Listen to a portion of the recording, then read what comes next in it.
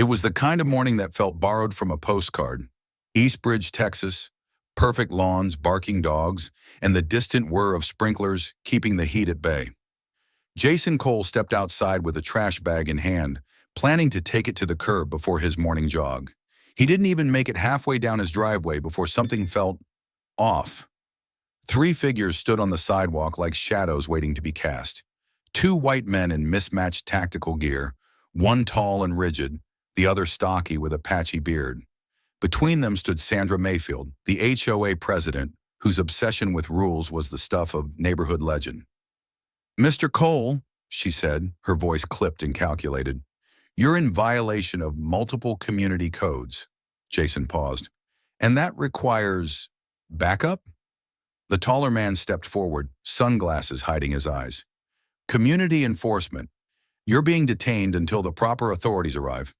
Jason blinked. "Community? What now?" Sandra raised her chin. "You've ignored 6 violation notices. Your shutters are the wrong color. You hosted a gathering without board approval. And don't even get me started on your unapproved solar panels." Jason let the trash bag fall with a soft thud. "You brought Halloween costume cops to detain me over solar panels?" The bearded man produced a crumpled list. "Noise disturbances, unauthorized modifications, disrespect toward HOA officials." Jason crossed his arms. "Disrespect? You rolled your eyes during last month's meeting," Sandra added. A neighbor's curtain shifted. Another cracked their window open. Jason looked at the two men. Their boots were scuffed, vests barely fit. No insignia, no name tags. "I'll give you 30 seconds to walk off my property before this turns into something you'll regret," he said calmly. The taller man smirked. "We're not going anywhere." Jason stepped forward. "Then you just walked into a problem." Malik, a teenager across the street, hit live on his phone. "Yo, it's going down at Mr. Cole's place. Fake cops and everything." The taller officer turned. "Put that down." Jason stepped into his path like a wall. "Touch him, and you'll wish you hadn't." Sandra's frustration boiled. "This is a neighborhood matter. I have authority." Jason's gaze didn't move. "Not the kind that lets you manufacture arrests." The bearded man shifted uncomfortably. "Maybe we should wait." "No," the taller one snapped. "He needs to learn his place." Jason gave a cold smile. "You ever impersonated a federal officer before? Know the minimum sentence?" 3 years. The man blinked. "What?" 3 years for impersonation. 5 if you escalate." Sandra tried to retake control. "This is about respect, Mr. Cole. You don't fit here. You've always—" Jason stepped in. "Finish that sentence, Sandra." She froze, lips tight. Neighbors gathered, phones out. Murmurs turned into murmurs of support. "This is harassment." "You brought fake police here?" Still, the tall man didn't back down. He reached into his vest and pulled out a pair of handcuffs. "You're under neighborhood arrest." Jason didn't move. "You're about to get a free lesson in what real enforcement looks like."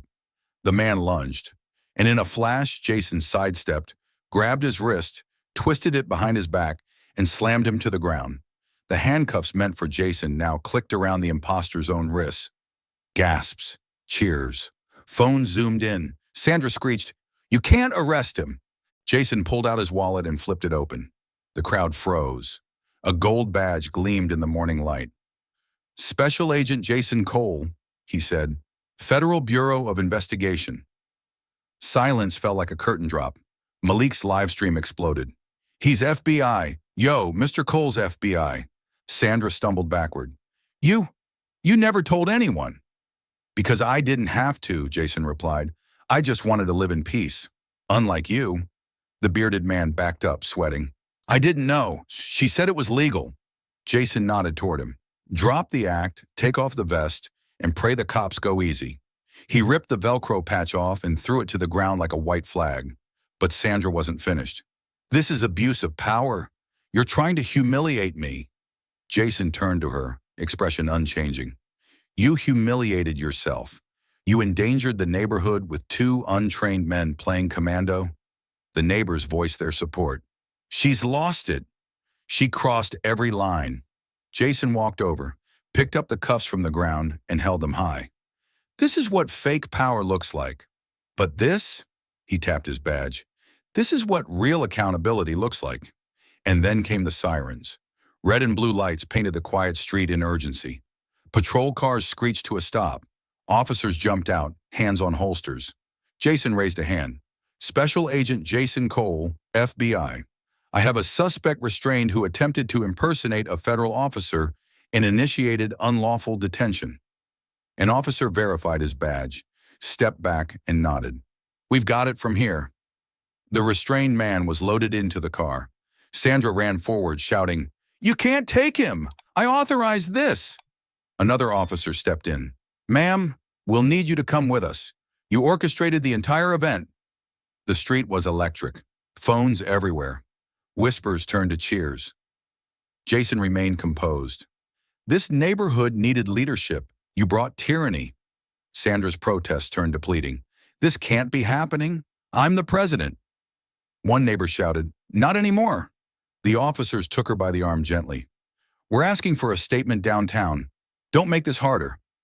She looked around and saw no supporters, just judgment. Meanwhile, Jason stayed near his porch, finally exhaling. His neighbors approached, clapping him on the shoulder, thanking him. "We didn't know. Why didn't you ever say you were FBI?"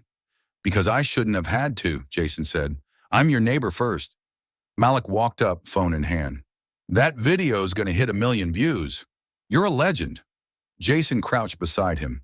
"Make sure the legend teaches something. That fear dies when truth shows up."